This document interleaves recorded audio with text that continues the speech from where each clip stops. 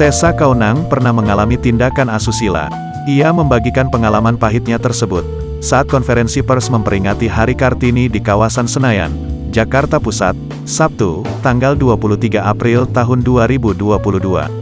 Tessa tak hanya sekali mengalami tindakan asusila.